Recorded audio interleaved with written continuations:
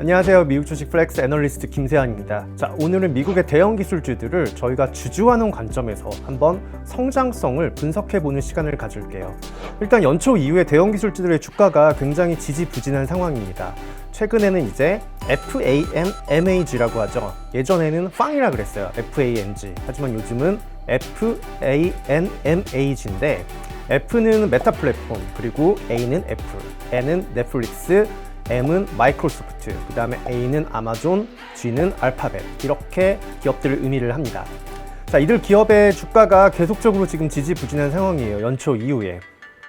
아마존을 제외한 이들 기업의 2021년 자사주 매입은 전체 벌어들인 순이익의 64% 비중을 차지합니다. 예를 들어서 100억 달러가 순이익이 평균이 나왔다면 64억 달러를 지금 자사주 매입으로 쓴 거예요.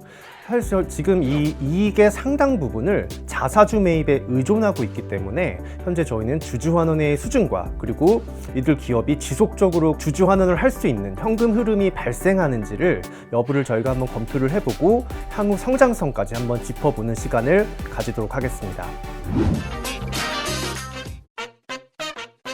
자, 애플과 마이크로소프트, 알파벳의 잉여현금 흐름 수익률은 지속 증가하고 있어요. 그래서 저희는 ROE 하단을 꾸준히 지지할 것이다, 이렇게 판단을 하고 있는데, 단지 이제 조금 우려가 되는 건 메타 플랫폼, 과거의 페이스북이죠. 메타 플랫폼 같은 경우는 주주환원 여력과 향후 EPS 성장률은 낮게 나타나고 있는 반면 부채 비율은 또 상대적으로 굉장히 낮은 수준입니다. 그렇기 때문에 현재 시점에서 뭔가 또렷한 영업이익의 성장을 제시할 만한 그런 어마어마한 그런 플랫폼을 내놓지 않는 이상 감당 가능한 수준의 부채를 적극적으로 활용해서 주주 수익률을 지금 높여줘야 하는 그런 상황이라고 저희는 판단을 하고 있습니다. 아마존은 100억 달러 주주환원 한다고 얘기를 했죠. 자사주 매입하겠다, 딱 이렇게 얘기를 했는데도 12개월 선행 밸류에이션 멀티플은 여전히 지금 현재 주가가 높게 반영되어 있습니다. 코로나19의 수혜 효과가 사라지고 인건비 증가세가 계속 이어질 경우에는 아마존의 이런 부분은 주가 변동성을 높일 수 있는 요인이라고 저희는 판단을 하고 있습니다.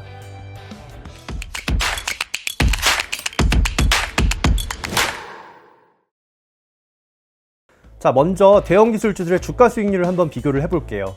메타 플랫폼, 애플, 넷플릭스, 마이크로소프트, 아마존, 알파벳, 이 기업의 주가는 최근에 금리 인상 심각했죠. 그리고 긴축 우려감, 러시아 등 지정학적 리스크로 인해서 연초 이후에 지속적인 하락세를 나타냈습니다.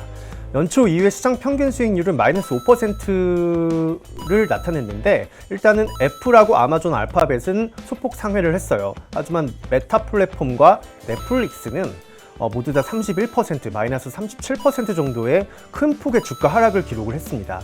지난 1년 기준으로 주가 수익률도 애플, 마이크로소프트, 알파벳만 시장 수익률을 상회하는 결과가 나타나면서 대형 기술주들의 성장 둔화도 재개가 되고 있어요.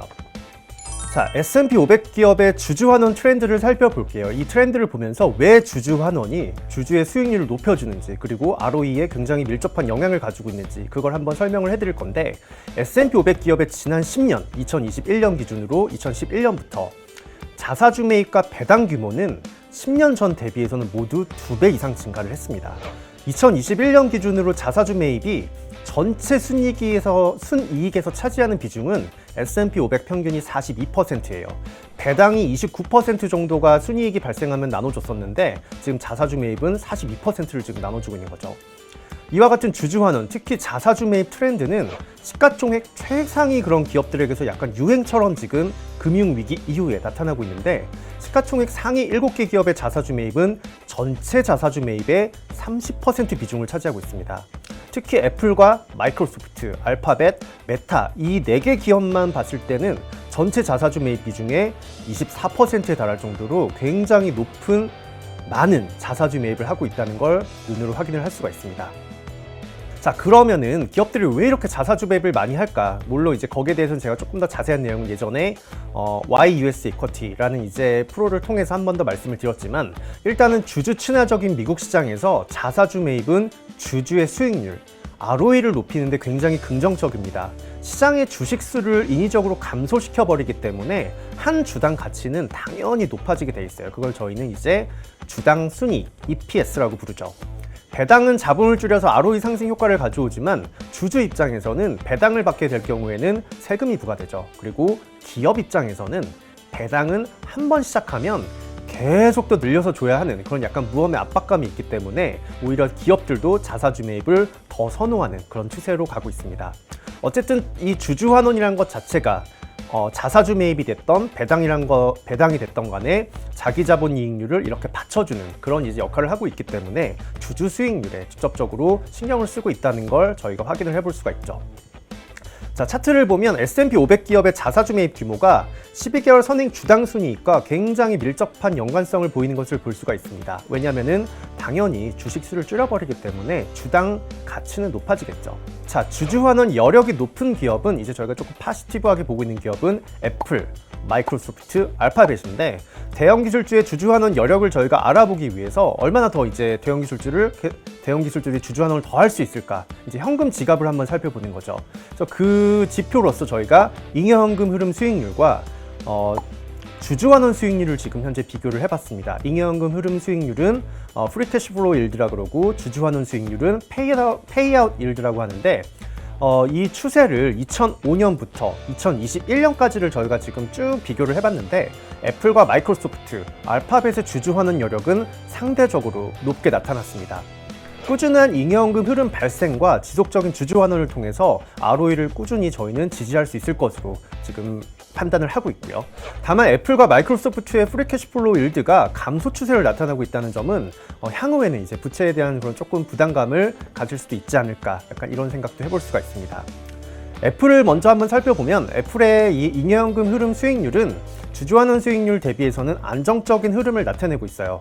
코로나 이후에 잉여현금 흐름 수익률이 약간의 감소세를 나타냈지만 일정 수준을 여전히 유지를 하고 있고, 또한 부채를 굉장히 적절히 사용하고 있다는 것, 이 점이 오히려 애플의 ROE를 더 극대화시키고 있는 그런 부분인데 2021년 말 기준으로 잉여현금 흐름 수익률 수준도 이 나눠주는 페이아웃 일드 수준보다 높아서 지속적인 주주 환원으로 ROE 하단을 지지할 것으로 예상을 한다. 더 쉽게 얘기를 드리면 아이폰이 조금 덜 팔리더라도 인위적인 이런 돈을 써서 약간의 주주 수익률을 이제 제고시켜 줄 수 있는 그런 부분이 여력이 남아 있다라는 걸 의미를 합니다. 자, 마이크로소프트 같은 경우는 잉여현금 흐름 수익률이 지난 2012년 이후에 감소세를 보이고 있어요.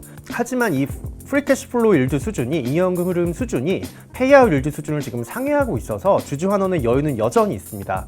지난 5년 평균 부채 비율도 마이크로소프트는 81%로 시장 평균 95%보다 낮아요. 그렇기 때문에 현재 상황에서 일단은 현금 여유도 있지만 얼마든지 이 여유가 조금 없어진다 하더라도 레버리지를 활용할 수 있는 그런 여력이 높은 상황이기 때문에 저희는 긍정적으로 판단을 하고 있습니다. 그 다음 알파벳인데 알파벳의 잉여현금 흐름 수익률은 꾸준히 3%대를 유지하고 있고 페이아웃 딜드 수준을 상회하고 있어요. 지속적인 자사주 매입이 그렇기 때문에 저희는 나타날 것으로 지금 현재 기대를 하고 있고요. 지난 5년 평균 부채 비율이 근데 이 알파벳은 7%밖에 안 됩니다. 아까 지금 마이크로소프트는 한 85%, 막 이 정도까지 하고 시장 평균이 95%였는데 부채 비율이 7%밖에 안 돼요.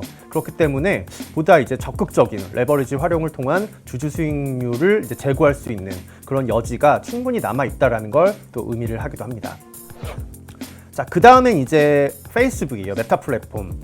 페이스북 같은 경우는 저는 이제 무리한 주주 환원이 조금 나타나면서 현재 상황에서는 조금 감당하기 좀 어려운 상황이 오지 않았나라는 생각을 하고 있는데, 일단은 레버리지를 적극 활용을 해야 된다고 생각을 합니다. 메타 플랫폼의 잉여현금 흐름 수익률은 지난 2011년 이후에 지속 증가세를 나타내고 있어요.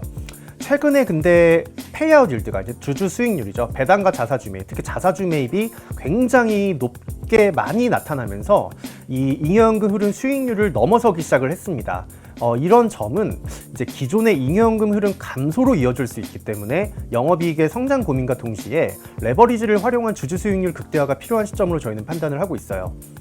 왜 자꾸 이제 뭐 레버리지만 활용하면 너무 이제 뭐 좀 부정적인 거 아니냐, 부채가 늘어나는데 그럴 수 있지만 너무 낮은 수준은 오히려 주주 수익률을 더 극대화할 수 있는 걸 막고 있는 요인이 되기도 합니다. 메타의 지난 5년 평균 부채 비율은 6% 수준이에요. 애플과 아마존이 131%, 120%인 걸 대비해서는 매우 낮은 수준을 가져가고 있죠.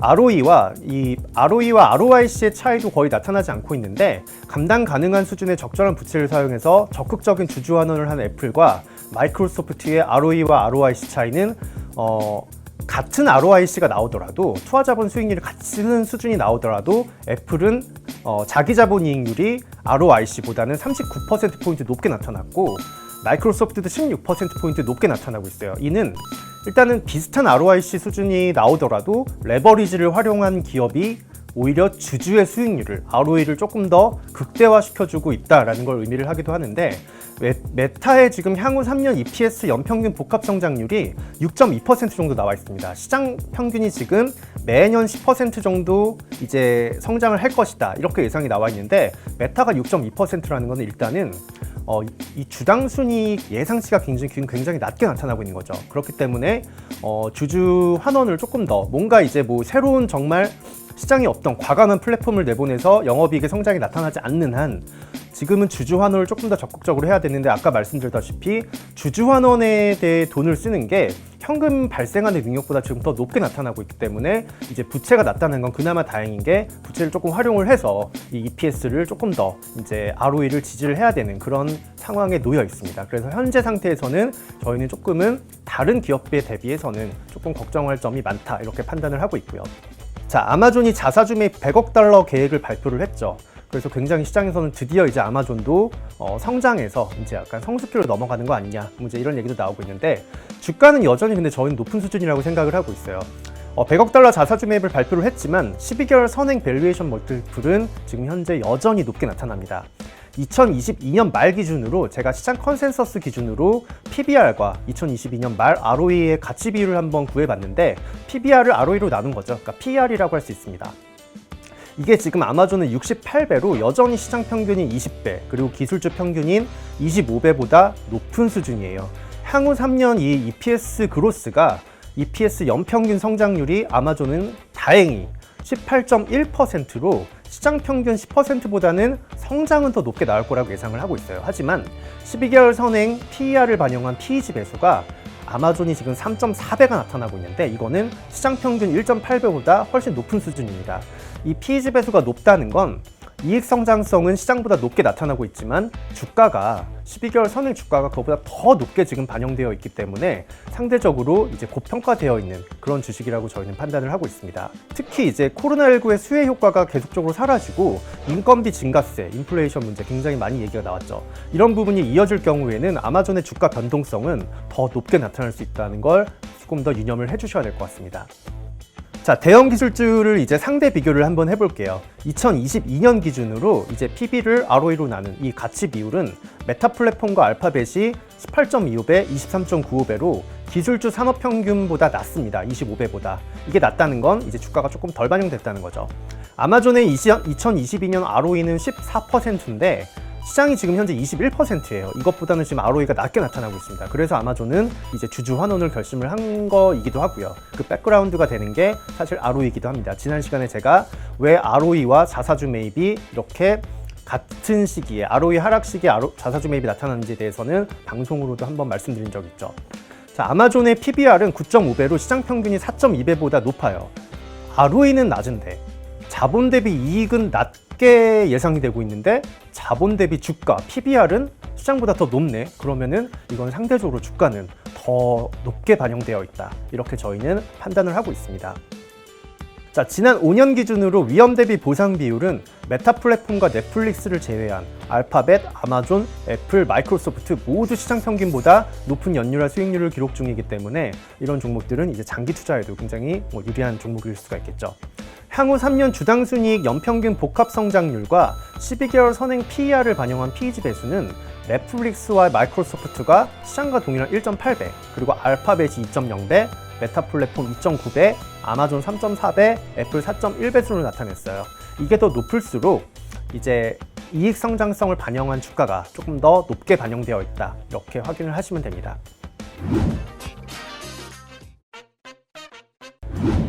자, 오늘 했던 내용을 정말 간단하게 한번 이제 짚어볼게요.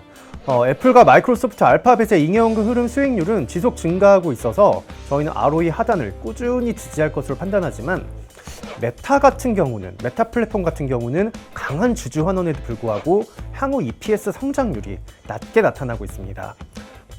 부채 비율이 지금 상대적으로 메타는 낮은 수준이기 때문에 어느 정도 감당 가능한 수준의 부채를 적극 활용해서 주주 수익률을 현재 높여줘야 되는 그런 상황이라고 저희는 판단을 하고 있고요. 아마존은 100억 달러의 주주 환원에도 불구하고 12개월 선행 밸류에이션 멀티플이 계획을 밝혔지만 멀티플은 아직은 여전히 시장이나 상대적으로 다른 경쟁 기업 대비해서는 높게 나타나고 있는 걸 확인을 할 수가 있습니다. 오늘 미국 주식 플렉스는 여기서 마치도록 하겠습니다. 감사합니다.